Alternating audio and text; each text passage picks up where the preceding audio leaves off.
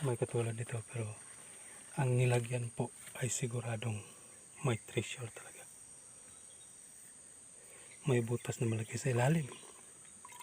Kaya ba yan ang gawin ng